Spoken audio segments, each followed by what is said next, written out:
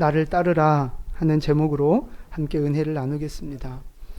오늘 본문 말씀은 이 마태복음을 기록한 마태라고 하는 사람을 제자로 부르시는 그런 말씀입니다. 오늘 9절 말씀을 보시면 예수님께서 그곳을 지나가시다가 마태라 하는 사람이 어디에 앉아 있어요? 세관에 앉아 있는 것을 보시고 부르시는 거예요. 나를 따르라. 그러니까 마태가 일어나서 따랐다라고 기록이 되어 있습니다. 그러니까 마태의 직업은 뭐죠? 세리입니다. 세관에 앉아 있으니 세리의 직업을 갖고 있었어요. 세리는 뭐 하는 사람이죠? 그죠? 세금쟁이. 옛날엔 그렇게 불렀죠. 세금을 거두는 사람입니다. 근데 이 로마 시대 때 세금을 거두는 사람이 두 부류가 있었어요. 하나는 세금 징수원이라는 사람들이 있었습니다. 세금 징수원. 이 사람들은 국가의 공식 공무원이에요. 그러니까 지금 우리나라로 말하면 국세청 직원 같은 사람들이죠. 그래서 공식적이고 합법적으로 세금을 걷고 월급을 나라에서 받는 사람들입니다. 근데 이 세금 징수원 말고 또 세금을 거두는 사람들이 있었는데 그게 바로 요 세리입니다. 세리. 그러니까 세금을 거두는 건 똑같았지만 뭔가 좀 차원이 다른 면이 있었는데 그게 뭐냐면 이제 예를 들어 이 김포 지역에서 한 1년에 세금이 나라에 내는 세금이 평균 한 뭐 100만 원이다 이러면 어떤 그 김포의 큰 뭐 부자나 어떤 그 유력가가 나라에 먼저 100만 원을 1년치 세금을 내는 거예요. 그리고 나서 김포 지역에서 내가 세금을 거둘 수 있는 권리를 사는 거죠. 그래서 1년 동안 이 백성들에게 내가 세금을 거두어서 갖는 거예요. 이 사람을 세리장이라고 합니다. 돈 많고 힘 있는 이 사람. 우리가 알고 있는 세리장도 있죠? 아, 박세리? 아, 그렇구나. 당황스러워라. 네, 박세리. 선생님, 제가 지금 개그하려고 그런 거 아니었는데 왜 그러세요? 오늘 아주 초반부터 그냥 계속. 네, 박세리, 네.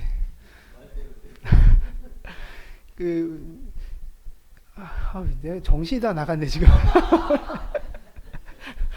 뭐지? 그치. 그 지역의 유력자. 그래서 이제 세금 징수할 수 있는 권한을 산 사람이 세리장인데 우리가 알고 있는 사람 중에 삭개오가 바로 그 세리장이었습니다. 여리고성의 세리장.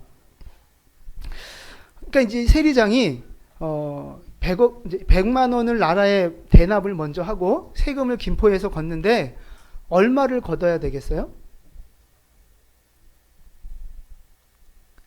김포에서 얼마를 세금을 걷어야 되겠어요? 그렇죠. 많이 걷어야죠.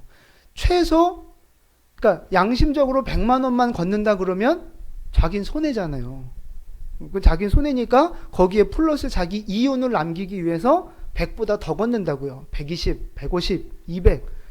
근데 이 세리장이 자기가 다 세금 걷으러 다니는 게 아니에요. 직원을 써요. 그 직원이 바로 세리인 거죠. 그 세리 월급도 줘야 되잖아요. 그러니까 당연히 세금을 더 많이 거둘 수밖에 없는 거예요. 근데 이 세리장이, 세리들이 힘이 있고 권세가 있는 거예요. 나라로부터 권리를 샀으니까. 그러니까 막 이런저런 명목을 붙여서 세금을 과다하게 징수를 하는 거죠. 그러니까 사람들이 좋아하겠어요? 싫어하죠.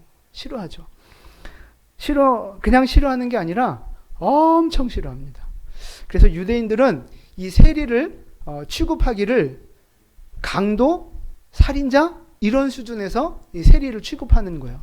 그러니까 이 세리를 아주 나쁜 놈으로 보고 있는 거죠. 근데 오늘 중요한 건 마태가 이 세리란 말이에요. 나쁜 세리. 근데 오늘 예수님이 이 나쁜 세리를 제자로 부르고 계시는 거죠. 나를 따르라. 여러분, 예수님이 왜 이 죄인을 예수님의 제자로 부르셨을까 하는 것입니다. 그 해답이 오늘 본문 속에 들어가 있는데 예수님을 따라 나선 그 마태가 예수님께 감사하면서 이제 식사를 제공을 해요. 집으로 초대해서. 근데 그 식사 자리에 마태가 세리니까 다른 세리 친구들을 많이 불렀어요. 그리고 다른 죄인들도 많이 함께 동참을 했습니다. 오늘 본문 10절 말씀이에요. 10절 함께 봉독합니다. 예수께서 마태의 집에서 앉아 음식을 잡수실 때에 많은 세리와 죄인들이 와서 예수와 그의 제자들과 함께 앉았더니. 아멘. 많은 그 죄인들, 세리들이 와서 같이 식사를 하는 거예요. 근데 그게 율법적으로 옳지 않거든요. 죄인들과 함께 먹는 것이 율법을 어기는 거예요. 그러니까 바리새인들이 이제 막 예수님을 정죄하고 비난하는 거죠. 제자들한테 가서 막. 그러니까 그 이야기를 듣고 예수님이 말씀하시는 거예요. 이제 11절에 바리새인들이 그렇게 예수님을 정죄하죠. 그 말을 듣고 12절, 13절 예수님이 하시는 말씀입니다. 함께 봉독하겠습니다. 예수께서 들으시고 이르시되 건강한 자에게는 의사가 쓸데없고 병든 자에게야 쓸데있느니라. 너희는 가서 내가 긍휼을 원하고 제사를 원하지 아니하노라 하신 뜻이 무엇인지 배우라. 나는 의인을 부르러 온 것이 아니요 죄인을 부르러 왔노라 하시니라. 아멘. 예수님 말씀이 이겁니다. 건강한 사람은 의사가 필요 없다는 거죠. 의사는 병든 사람에게 필요하다는 겁니다. 그러니까 예수님은 본인이 의사라는 얘기예요. 그러니까 나는 건강한 사람 때문에 온 게 아니고 병든 사람, 죄인, 그런 사람을 위해서 내가 왔다. 그러니까 내가 죄인들과 함께 식사하고 교제하는 것이 아무 문제 없다. 이렇게 말씀하시는 거예요. 그러니까 예수님은 이 땅에 의사로 오셨고 치료자로 오셨고 구원자로 오신 거예요. 그러니까 병든 자를 찾아가시고 죄인들을 찾아가시면서 그들에게 은혜를 베푸시는 겁니다. 마태는 죄인이에요? 의인이에요? 죄인이죠. 그러니까 예수님이 필요한 사람인 거예요. 그러니까 예수님이 그를 불러주셨고 죄인 마태와 함께 식사하시며 교제하시는 거죠. 그게 바로 예수님이 마태를 부르신 이유입니다. 죄인이기 때문에 부르신 거예요. 의사로 오신, 용서자로 오신, 구원자로 오신 예수님이 죄인을 불러주시는 거예요. 여러분은 어떻습니까? 여러분 건강하십니까? 병들었습니까? 뭐 다 질병은 하나씩 갖고 있잖아요. 네. 뭐 그런 은혜도 있지만 육신적인 질문을 드리는 게 아닙니다. 육신적으로 건강하냐 어디 아프냐 그 문제를 넘어서서 영적으로 우리가 병든 죄인이냐 깨끗한 의인이냐를 묻는 거예요. 여러분 영적으로 죄인입니까? 의인입니까? 죄인이죠. 물론 구원받은 예수의 피로 의인으로 인정을 받은 사람이긴 하지만 우리는 하나님 앞에 죄인이라는 거죠. 우리는 다 죄인이고 영적으로 병든 영혼들이라는 거예요. 그러니까 누가 필요해요? 예수가 필요한 거예요. 의사가 필요하고 구원자, 치료자가 우리에게 필요한 것입니다. 그러니까 몸이 아픈 사람은 누구를 찾아요? 의사를 찾는 거예요. 병원을 찾고. 근데 몸이 안 아픈 사람은 안 찾잖아요. 안 가잖아요. 마찬가지예요. 그러니까 내가 영적으로 나는 건강해. 나는 죄인 아니야. 난 신앙생활 잘하고 있어. 이렇게 스스로 건강하다고 생각하는 사람은 예수를 찾아요? 안 찾아요. 교회는 나오지만 예수를 간절히 찾지 않아요. 하나님을 의지하지 않아요. 자기는 잘하고 있다고 생각하거든요. 자기는 아프지 않다고 생각하거든요. 그러니까 죄인을 고치시는 예수님, 자기랑은 상관없는 거예요. 뭐 기도해야 될 필요 없는 거예요. 그러니까 이런 자기 자신이 깨끗하고 의인이고 신앙생활 잘한다고 생각하는 이런 사람들의 특징이 뭔지 아세요? 기도하지 않는 거예요. 하나님이 필요 없는데 뭐 병원에 왜 가요? 의사한테 왜 가요? 말씀이 왜 필요해요? 그거 없어도 먹고 사는데 아무 지장 없는데 주일 지키지, 11조 하지, 봉사하지 대체 오케이 잘하고 있는 거 아니에요? 예수를 더 이상 필요로 하지 않아요. 근데 중요한 건 이 영적으로 스스로 의인이고 나는 신앙생활 잘하고 있다 착각하고 있는 이 모습들이 오늘 나의 모습이 아닌가 하는 거죠. 여러분 어떻습니까? 여러분 자신이 진짜 병든 자고 죄인이라는 사실이 인정이 되시느냐 하는 거예요. 여러분 죄인입니까? 병들었습니까? 아멘 소리가 좀 병든 것처럼 아멘을 하시네. 역시 아멘 소리를 들어보니 병든 게 맞군요. 아멘을 힘차게 해야 건강하게 해야 건강한데 다 병든 사람들이라는 거예요. 다 죄인이라는 거예요. 그래서 우리는 예수가 필요한 사람들입니다. 예수 없이 구원받을 수 없고 예수 없이 은혜가 없고 예수 없이 기적을 경험할 수 없는 우리는 죄인들이요 병든 자들이라는 사실입니다. 근데 병들었는데 왜 치료자 되시는 예수님께 나오지 않느냐 하는 것입니다. 왜 죄가 있는데 용서하시고 구원하시는 예수님 앞에 나오지 않느냐 하는 거예요. 왜 예배 자리에 나오지 않고 왜 기도하지 않고 왜 말씀 없이 살아가느냐 하는 것입니다. 왜 내 생각대로 돈 있고 건강 있으니까 그냥 아무 문제 없는 것처럼 왜 그렇게 착각하며 살아가느냐 하는 것입니다. 여러분, 우리의 영혼은 병들어 있어요. 우리는 죄인입니다. 이대로 살다가 나중에 확 병이 커지고 죄가 커지면 어느 날 고꾸러질 날이 와요. 그 날이 오기 전에 예수 앞에 나오셔야 합니다. 예수 앞에 나와야 치료받을 거 아닙니까? 예수 앞에 나와야 하나님이 용서하실 것 아닙니까? 기도와 말씀으로 내가 하나님 앞에 서야 내 영혼이 깨끗해지고 거룩해지고 건강해지며 죄를 이기고 승리하는 인생이 될 것 아니겠습니까? 사랑하는 성도 여러분, 내가 죄인이라는 사실을, 내가 병든 자라는 사실을 제발 잊지 마시고 나는 누구보다 예수가 필요한 사람이라는 사실을 기억하시고 주님 앞에 나오는 여러분 되시기를 축복합니다. 예수님이 그걸 아시는 거예요. 나에겐 예수가 필요하다는 거. 나는 예수님 은혜가 필요하다는 걸 예수님이 아시는 거예요. 그래서 예수님이 먼저 우리에게 찾아오셔서 우리를 부르시는 겁니다. 나를 따르라. 마태를 부르신 그 예수님이 오늘 우리를 부르시는 거예요. 나를 따르라. 병들었느냐? 나를 따르라. 죄가 있느냐? 나를 따르라. 문제가 있느냐? 나를 따르라. 예수님을 따라갈 때 주님께서 구원과 능력을 베풀어 주시겠다고 약속하신 거예요. 우린 예수가 필요한 사람들입니다. 여러분 착각하시면 안 돼요. 내가 착해서 내가 믿음 생활 잘해서 하나님 나를 구원해 주시는 게 아닙니다. 내가 뭔가 능력이 있어서 내가 뭔가 공로가 있어서 내가 똑똑하고 잘해서 하나님이 나를 사랑하시고 구원해 주시는 게 아니란 말입니다. 오히려 병들었기에 오히려 죄가 있고 나는 가능성이 없기에 긍휼과 불쌍히 여기는 마음으로 먼저 예수님이 우리에게 찾아오시는 거예요. 오늘 마태를 부르시는 그 예수님께서 저와 여러분을 부르시는 줄 믿으시기를 바랍니다. 나를 따르라 부르시는 이 주님의 음성이 오늘 여러분에게도 들려질 수 있게 되기를 주님의 이름으로 축원을 드립니다.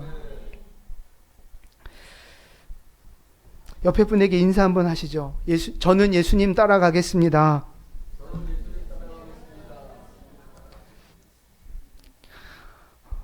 어째 인사하는 소리 들어보니까 따라갈 것 같지가 않아. 여러분 진짜 안 따라갈 생각이에요? 그럼요. 죽어도 따라가야죠. 다시 옆에 분에게 인사하세요. 죽어도 따라가겠습니다. 어째 수상해. 여러분 예수님 따라가십시오. 부르실 때 따라가셔야 합니다. 예수님 따라간다는 말, 그게 무슨 말이에요? 신학하라는 얘기죠? 그럼 교회만 잘 나오면 예수님 따라가는 건가요? 아니요. 예수님을 따라간다는 말은요, 그 말의 뜻이 함께 같은 길에 있는다는 뜻입니다. 같은 길에 있는 거예요. 그러니까 예수님이 걸어가시는 그 길에 나도 같이 있는 것입니다.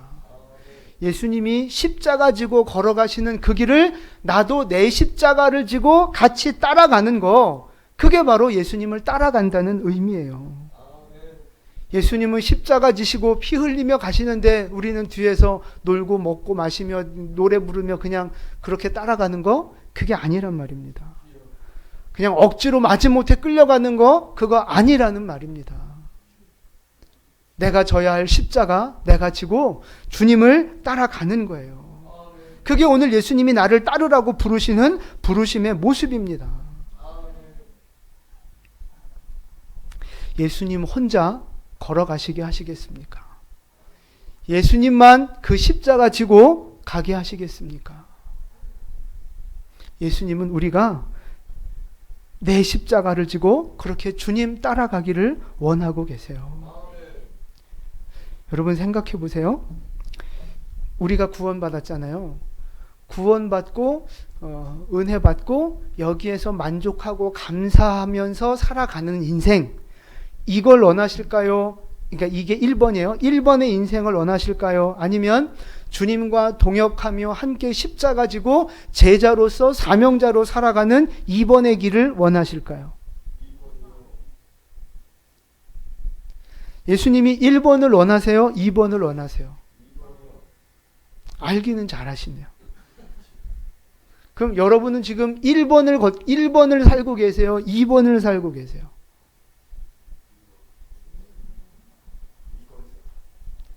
여러분, 지금 제가 물어보니까 뭐 시큰둥하고 뭐 제 말을 씹고 대답을 안 하시잖아요, 지금.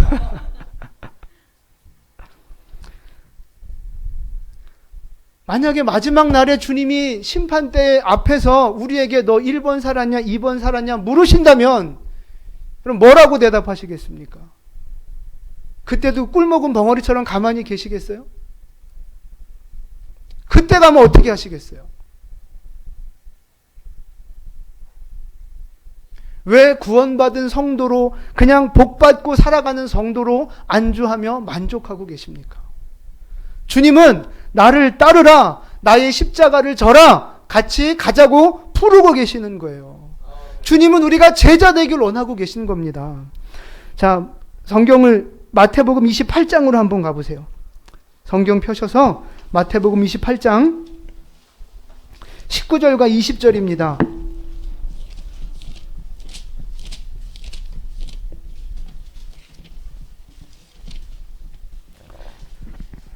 28장 19절 20절 함께 봉독합니다. 그러므로 너희는 가서 모든 민족을 제자로 삼아 아버지와 아들과 성령의 이름으로 세례를 베풀고 내가 너희에게 분부한 모든 것을 가르쳐 지키게 하라. 볼지어다 내가 세상 끝날까지 너희와 항상 함께 있으리라 하시니라. 아멘. 예수님이 승천하시기 전에 마지막으로 주신 말씀이잖아요.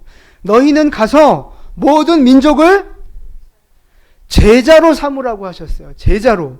그래서 20절에 예수님이 분부한 말씀을 가르쳐서 지키는 사람 만들라는 거예요. 제자 삼으라는 것입니다.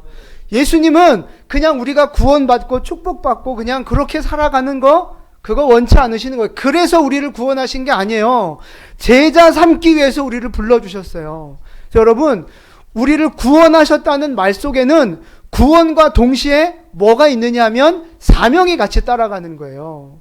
구원받은 자는 사명이 같이 부어주시는 거예요.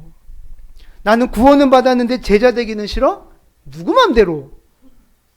그 예수님이 그게 뜻이 아니고 부르심의 목적이 아니란 말이에요. 내가 제자 되고 싶으면 제자 되고 내가 제자 되기 싫으면 싫고 천만의 말씀.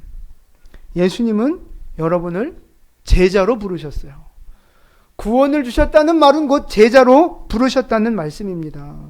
하나님은 우리가 그냥 대충 구원받고 그냥 축복 누리고 즐기며 사는 인생 되기를 원치 않으시는 거예요. 주님과 동역하는 제자 되기를 원하시는 줄 믿으시기를 바랍니다.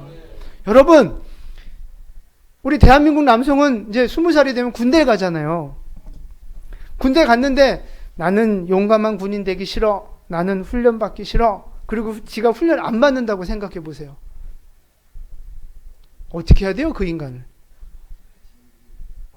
맞아야죠, 그거는. 맞아야 영창에 좀 보내고 좀 굴리고 그래야 정신 차리는 거죠. 아니, 군인이 되고 군복을 입었으면 훈련받아서 나라 지키는 군인이 돼야지. 나는 훈련이 싫어요. 나는 군인이 싫어요. 네가 싫다고 그게 안 될 수 있는 게 아니잖아요, 지금. 여러분, 주님이 우리를 부르신 것도 마찬가지예요. 여러분, 그냥 구원받고 천국 가, 이게 끝이 아니라고요.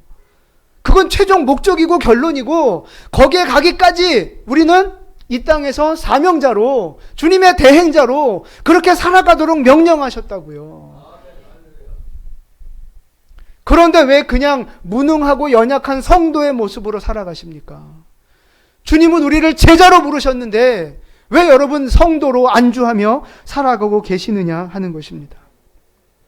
여러분 스스로 답해 보세요. 여러분은 그냥 단순한 성도이십니까? 아니면 주님을 따라가는 제자이십니까? 여러분, 제자 되시기를 축복합니다. 그것이 주님의 마음이에요. 여러분이 져야 할 십자가를 지시고 사명을 받들고 주님을 위해 살아가는 여러분 되시기를 축복합니다. 물론 그렇게 안 한다고 뭐 천국 못 가고 지옥 가는 건 아니겠지만, 물과 피를 쏟으시며 십자가에서 죽으시며 여러분을 불러주신 주님의 사랑과 그 사랑을 베풀어 주신 목적이 그게 아니라고요. 나를 위해 십자가에서 물과 피를 흘려 죽으셨잖아요. 오늘 죽어가는 다른 영혼을 위해서도, 내 집에 죽어가는 영혼 있잖아요. 우리 주변에 죽어가는 영혼 있잖아요. 그 영혼을 위해서도 주님은 피 흘리셨다고요.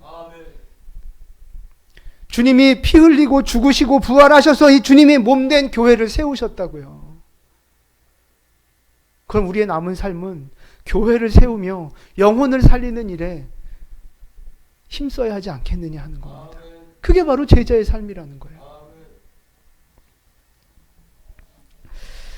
간절한 마음으로 부탁을 드립니다. 여러분, 예수님의 제자로 살아가시기를 바랍니다. 더 이상 무능한 그냥 나만 생각하는 성도의 모습이 아니라 주님의 제자로, 사명자로 살아가는 여러분 되시기를 축복합니다. 어제 그 비전 캠프를 다녀왔어요. 우리 비전 스쿨 하시는 분들과 함께 다녀왔는데, 거기에서 그 중앙아시아에서 그 선교하시는 선교사님 간증을 들었는데 이런 말씀하시더라고요. 거기 이슬람 나라잖아요. 이슬람이 다스리고 있기 때문에 예수 믿으면 핍박을 받고 심각하면 죽을 수도 있는 이제 그런 나라인데, 그 선교사님이 들어가서 이제 현지에는 이제 이렇게 어렵게 전도를 하잖아요. 전도를 하고 나서 한 2년 정도 예배드리고 양육하고 나면 그 다음에 나가라고 그런대요. 야, 이제 너 2년 됐으니까 나가. 무슨 말이냐면 밖에 나가서 네가 전도해서 네가 또 교회를 세워라. 그 얘기를 하는 거예요. 예수 믿은 지 2년 만에 밖에 나가서 네가 그 무슬림 사회에서 네가 나가서 전도해서 교회를 세워라. 그렇게 보낸다는 거예요. 보낸다고 그 사람들이 가요? 가요. 간다고요. 저는 그 말씀을 들으면서 굉장히 충격을 받았어요. 우리는 예수 믿으라고 막 사정을 하고 막 끌고 올라 그래도 막 안 오는 그런 세상 속에서 살고 있잖아요. 근데 여러분, 나가서 전도를 얼마나 하셨습니까? 교회를 세우거나 선교를 하거나 그런 일들을 얼마나 하셨어요? 아니, 얼마나 했느냐를 먼저 따지기 전에 교회 몇 년 다니셨습니까? 예수 믿은 지 몇 년 되셨어요? 그 가난한 나라, 핍박받는 나라에서는 2년만 예수 믿으면 나가서 전도해서 교회를 세운다는 거예요. 우리는 뭐 하는 거예요? 걔네보다 돈 많잖아요. 걔네보다 잘 살잖아요. 걔네보다 우리는 얼마든지 자유가 허락돼 있잖아요. 근데 우리는 동네 전도도 못하고 오지에 가서 전도도 못하고 해외 선교는 아예 꿈도 안 꾸고, 그거는 뭐 특별한 사람들이나 가는 거라고 생각하고, 그게 아니라는 거예요. 주님은 우리를 사명자로, 제자로 부르셨다는 거예요. 그냥 내가 기도해서 문제 해결되고 축복받고 나 잘 살고, 그게 아니라 교회를 세우고 교회를 통해서 복음을 전하고 죽어가는 영혼을 살리고, 그게 주님이 우리를 부르신 목적이라는 것입니다. 그래서 제가 생각했어요. 우리 교회도 이제 우리 교회 4년 차 이제 되는 거거든요. 이제 뭐 지금 지나간 4년 이제 퉁치더라도 앞으로는 2년에 한 번씩은 다 보내야 되겠다. 이제 오늘부터 이제 2년 안에 여러분 나갈 생각을 하세요. 아멘이 안 되세요? 정말요? 나가세요 다. 다 나가. 딴 교회로 가란 게 아니고 단기 선교 갔다 오자는 이야기예요. 우리 낙도든지 이렇게 우리나라에도 미자립 교회들 많잖아요. 그런 교회나 아니면 해외든지 우리가 적어도 2년에 한 번씩은 밖에 나가서 전도하고 복음 전하고 교회를 세우고 그리고 돌아오자는 거예요. 여러분 그렇게 선교하며 복음 전하는 사람의 신앙의 모습하고 그거 없이 그냥 내 문제에 묶여서 사는 사람하고 신앙의 차원이 달라요. 차원이. 하나님이 우리를 부르신 목적이 그냥 여기에서 너 문제 해결받고 잘 살아. 이거면 우린 그렇게 살아야죠. 근데 하나님 그 기복적인 믿음을 목적으로 우리를 부르신 게 아니란 말이에요. 너는 가서 제자를 삼아. 제자 삼으라는 거예요. 오늘부터 여러분 저축을 하시기 바랍니다. 한 달에 3만 원이든 5만 원이든 2년 뒤에 나갈 준비를 지금부터 하시라는 얘기예요. 그럼 저 그냥 하는 얘기 아니에요. 여기 나이와 성별이 상관없이 가는 거예요. 그리고 우리 인터콥에서는 유치원 애들도 보내요. 80, 90대 노인들도 가세요. 어제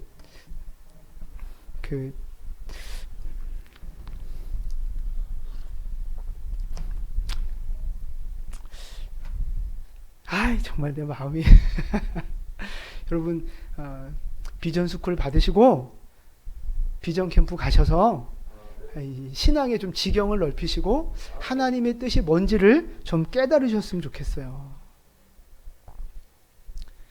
여러분 평생 예수 믿고 10년 20년 교회 다녔는데 외국에 나가서 선교 한 번도 못 해보고 어디 나가 복음 한 번 못 전해보고 교회 하나 세워보지 못하고 그냥 맨날 내 문제에 묶여서 살다가 죽으면 천국 가서 얼마나 하나님 앞에 부끄럽겠습니까? 물과 피를 쏟으셔서 우리를 구원하셨는데 우리는 그냥 내 문제, 내 먹고 사는 문제 때문에 버둥버둥 되다가 그냥 갔단 말이에요. 근데 어떤 사람은 똑같은 주님의 보혈의 은혜를 입고 나가서 교회를 세우고 복음을 전하고 생명을 살리고 아멘이 없는 거 보니까 마음들이 없으신가요? 마음이 있고 없고 상관없어요. 주님이 부르셨으니까. 할렐루야. 그게 주님 뜻이에요. 앞으로 2년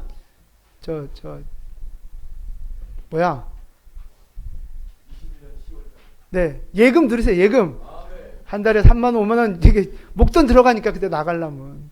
그럼 여러분 보세요. 나가기 전에 몇 달씩 준비해야 되잖아요. 기도하고 그 영혼을 품고 갔다 와서도 또 그 영혼을 위해 기도하고 그러면 우리가 적어도 1년은 뜨거운 영혼의 열정을 갖고 또 살아갈 수 있어요. 그리고 또 이게 또 식어지잖아요. 우리 인간이. 또 그러면 또 1년 지나면 우리가 또 가잖아요. 그럼 또 기도해야 되고 또 준비해야 되고 우리 신앙이 식을 틈이 없어요. 식을 틈이. 나태해지고 게으를 틈이 없어요.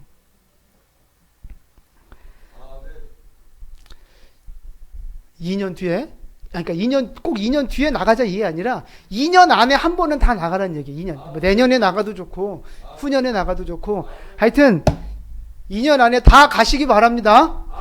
네. 웃기만 하고 아멘을 안 하시면 2년 됐는데 저 밖에 나갈 생각 안 하고 있으면 진짜 딴 교회 가라 그래야지. 아니면 절로 보내든가 이렇게.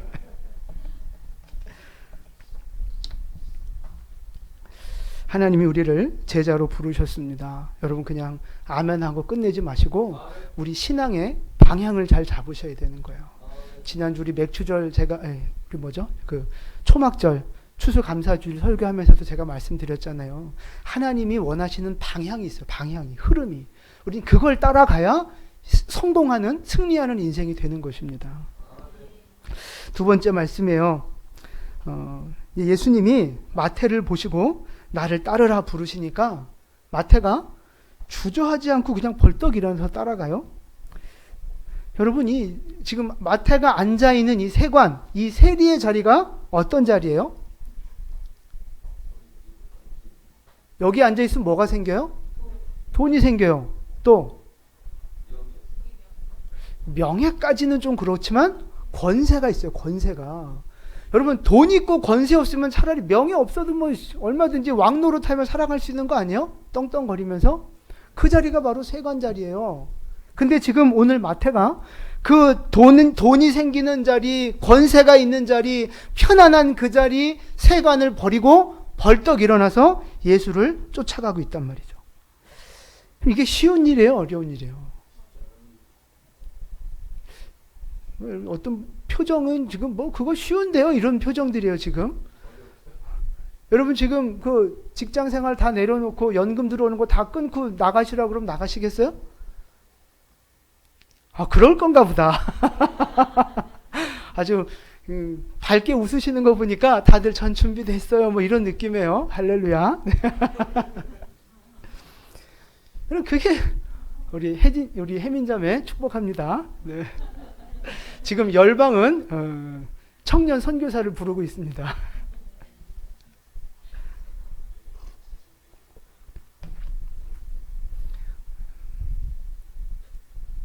마태가 제가 이제 이 말씀을 이제 묵상하면서 그런 생각을 했어요. 어떻게 나를 따르라 부른다고 한마디에 따라갈 수 있을까? 질문 하나 드릴게요. 마태가 오늘 이 예수님이 나를 따르라 부르시기 이전에 예수님을 알고 있었을까요? 모르고 있었을까요? 눈치가 빠르시네요. 만약에 예수님을 그 전에 보도 듣도 못했어요. 근데 어느 날 어떤 아저씨가 나타나서 나를 따르라 그러니까 이 마태가 벌떡 일어나서 네 하고 따라가면 이상한 거예요. 뭐 애들 사탕으로 꼬드기는 것도 아니고 처음 보는 아저씨가 나를 따르라 그러는데 그냥 따라가면 그거는 따라간 게 아니고 뭐예요? 납치가 아니지. 그거는 홀린 거예요. 홀린 거. 귀신한테 이렇게 홀리듯이 그건 홀린 거예요. 그러다가 나중에 정신 차리면 내가 왜 여기 있지? 그러고 다시 돌아가야죠. 그게 정상인 거 아니겠어요? 근데 마태는 그게 아니라 자기 의지와 결단으로 예수님을 따라 나선 거란 말이죠. 그러니까 모르긴 몰라도 마태는 이미 예수님에 대해서 알고 있었다는 거예요. 잘 알고 있었다는 거예요. 그걸 어떻게 알아요? 오늘 마태복음 9장이 오기 전까지 우리가 예수님의 행적을 봤잖아요. 얼마나 많은 기적을 행하시고 얼마나 수많은 사람들이 예수님을 따라다녔고 얼마나 예수님의 소문이 온 지역에 퍼졌는지 우리는 이미 알고 있었단 말이에요. 근데 마태가 그걸 몰랐을 리가 없죠. 마태도 그 소문을 들었고 예수에 대해서 예수가 가르친 말씀도 알았고 예수님이 행하신 선행도 알았고 어쩌면 수많은 무리 속에 끼어서 예수님을 이미 만났을 수도 있다는 것입니다. 그러니까 마태는 예수님을 알고 있었던 사람이에요. 근데 지금 마태는 죄인이란 말이에요. 세관에 앉아서 나쁜 짓을 하고 있어요. 근데 예수님의 선하신 말씀이 들려오고 예수님의 선하신 어떤 그 행동들이 선행을 베푸시는 말씀들이 들려오고 있단 말이에요. 그러면서 마태의 마음속에 큰 갈등이 있지 않았을까? 저는 생각해 보는 거예요. 자기가 지금 죄인으로 살아가고 있는데 예수님의 거룩한 말씀이 들리는 거예요. 생명의 말씀이 들리는 거예요. 그러니까 마태가 고민이 시작이 되는 거예요. 저 말씀이 맞는 것 같은데 예수님이 옳은 것 같은데 저분 뭔가 다른 것 같은데 지금 나는 죄 속에 살아가고 있는 거예요. 지금 나는 세간에 앉아서 편안한 삶, 나쁜 삶을 지금 살아가고 있는 거예요. 그러면서 마태의 마음속에 충돌이 일어나는 거죠. 거룩한 어떤 그 마음과 죄인의 마음이 서로 충돌하고 있는 거예요. 그래서 나도 예수님을 따라가는 거룩한 삶을 살자니 이 자리를 내려놓을 수가 없는 거죠. 이 세관의 자리. 돈과 권세가 있는 세상의 모든 것을 다 주는 이 편안한 자리를 내버릴 수가 없는 거예요. 그렇다고 또 여기 계속 앉아있자니 자꾸 말씀이 들리고 말씀이 찔리고 괴로운 거예요. 마태가 지금 그런 고민과 갈등 속에 살아가고 있었던 거죠. 그러던 어느 날 그 예수님이 자기 눈앞에 나타난 거예요. 그래서 부르시는 거죠. 마태야, 나를 따르라. 그 예수님의 말씀이 그 고민하고 갈등하던 마태의 마음속에 팍 와서 충돌을 한 거예요. 꽂혀버린 거예요.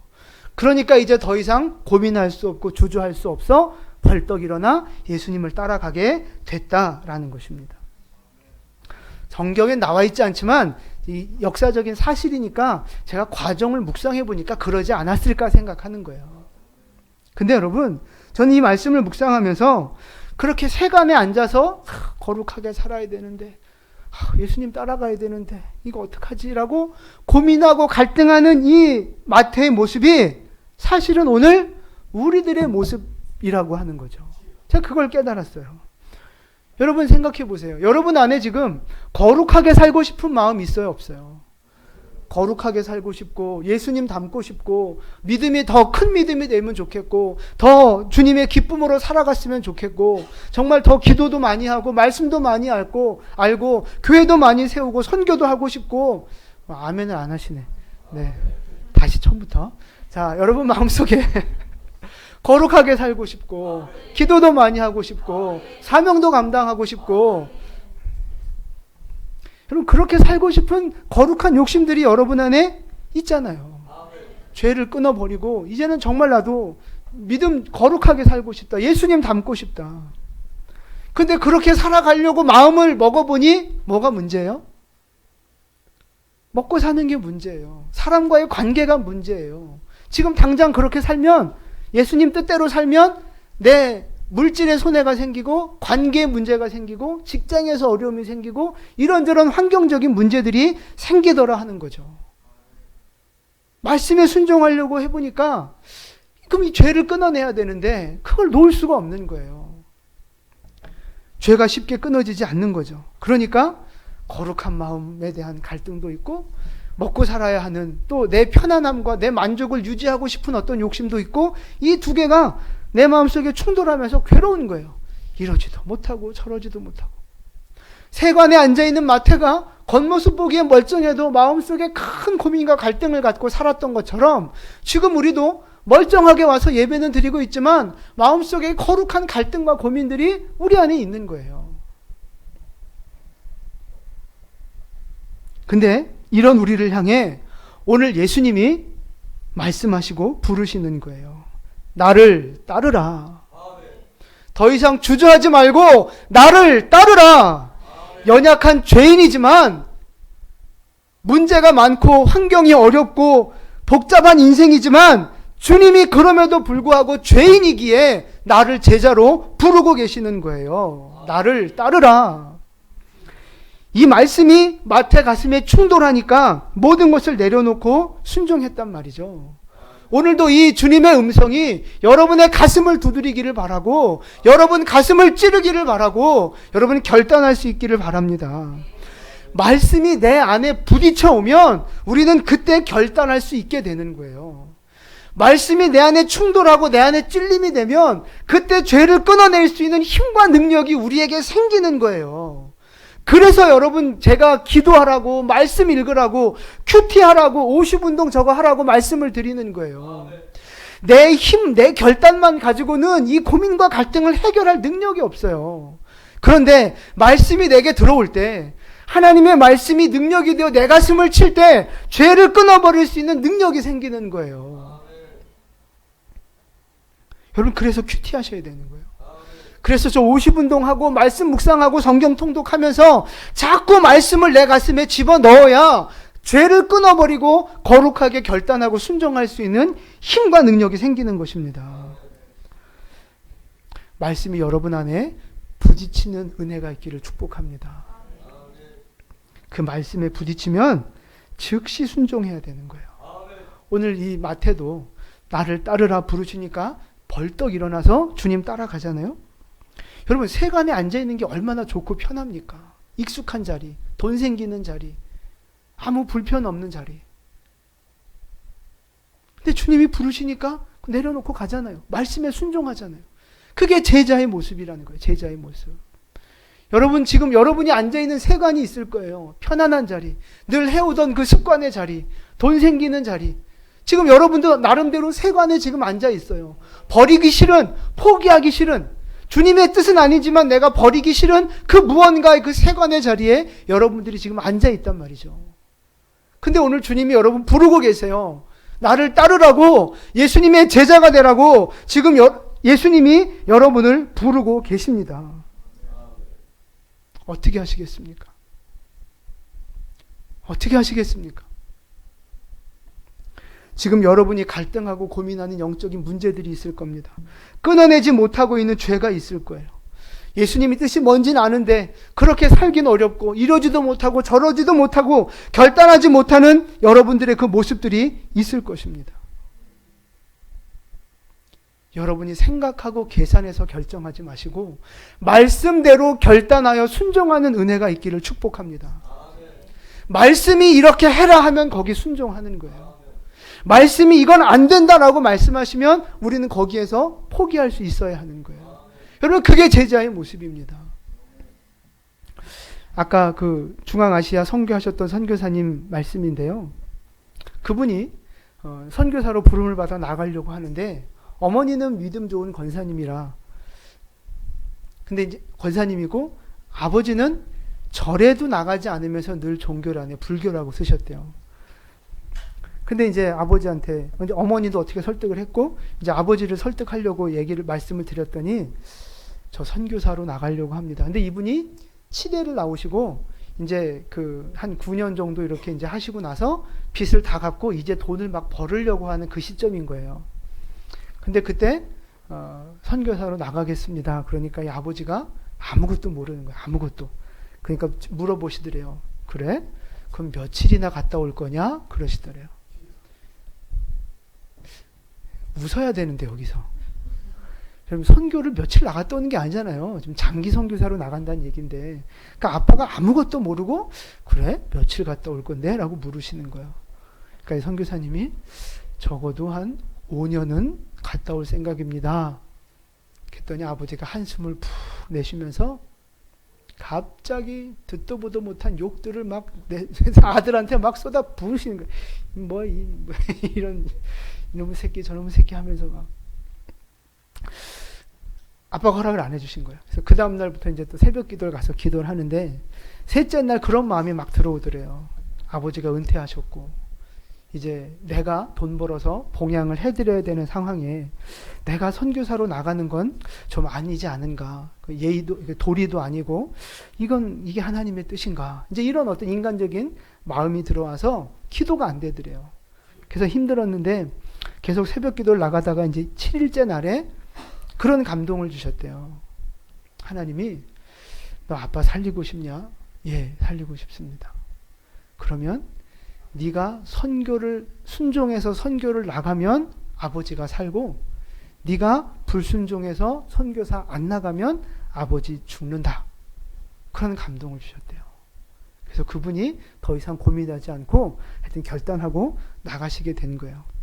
근데 그 과정이 참 재밌는 게 이 아버님이 아들이 선교사로 나간다고 고집을 부리니까 성질이 나가지고 자기 동네 그 술 친구들을 다 불러 모은 거예요. 그래가지고 술 한 잔씩 사주면서 막 아들 욕을 한 거죠. 이놈의 새끼 막 그렇게 힘들게 키워놨더니 이제 돈 좀 벌려 하니까 이제 막 어디 나간다고 지금 저 난리라고 아주 아들 욕을 막 엄청 했다는 거예요. 그러니 그 친구분들이 술을 마시다가 다 이구동성으로 똑같이 하시는 말씀이 뭐냐면 자네 아주 훌륭한 아들 뒀네. 그렇게 어려운 나라 가서 봉사하는 사람이 세상에 어디 있나?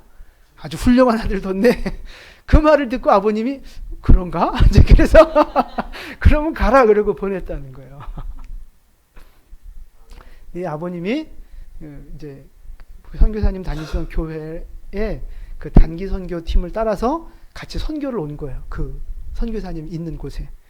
근데 믿음이 있어서 온 게 아니라 그냥 아들 보러 온 거예요. 아들 보러. 그래서 다른 선교팀들이 막 나가서 전도하는 사이에 이분은 양지 바른 곳 시원한 그늘에 누워서 쉬시는 거예요. 그러면서 동네 아이들이 와 한국 사람 왔다 그러고 사인해 주니까 막 그 일주일 동안 300명 사인해 줬다고 자기가 보람이 있는 일을 했다고 이러면서 이제 일주일을 보내신 거예요. 그리고 나서 선교팀은 돌아가고 이분이 이제 일주일 이제 아들 집이니까 일주일 더 이제 남아서 있다가 가시는데 그 다음날 아침에 이제 뭐 이렇게 아버님 뭐 좋으셨어요? 그러니까 보람이 있었다고, 내가 300명 사인을 해줬다고 이제 이러면서 아주 이렇게 기뻐하시고 있었는데, 그럼 아버지 이제 식사 기도는 한번 하시죠? 이제 자기도 생각 없이 이렇게 얘기를 했다는 거예요. 그러니까 이제 그래? 그러더니 뭐 이분이 처음 이제 식사 기도를 하는 거죠. 믿음도 없는데. 근데 그 식사 기도를 이분이 10분 동안 하시더래요. 10분 동안. 근데 그 10분 동안 식사 기도를 하다가 이분이 하나님을 만난 거예요. 예수를 만난 거예요. 식사 기도 생전 처음 하면서. 그게 기적이잖아요, 기적. 그래서 이분이 돌아가셔서 세례도 받으시고 이제 진짜 그 선교 대원이 돼서 또 선교하러 거기 또 오시고 그랬다는 거예요. 이 선교사님이 그 간증을 하시는 거예요. 내가 그 인간적인 생각 때문에 내가 선교를 안 나갔으면 우리 아버지 죽었을 거라고, 구원 못 받았을 거라고. 그런데 하나님 말씀에 순종해서 나오니까 하나님이 나도 살게 하시고 아버지도 살려주셨고, 순종하면 살고 불순종하면 죽는다고 그 말씀을 하시는 거예요. 여러분, 하나님이 여러분에게 요구하시는 말씀들이 있어요. 하나님이 여러분에게 주시는 사명들이 있어요. 근데 우리는 그 사명을 놓고 고민하죠. 내가 지금 상황이 이런데, 내가 믿음이 어떻고, 내가 재정이 어떤데, 고민하고 갈등하시죠. 주님이 우리에게 말씀하시면 우리는 순종하는 거예요. 그러면 하나님이 역사하시는 거죠. 순종하면 살고 불순종하면 죽는 거예요.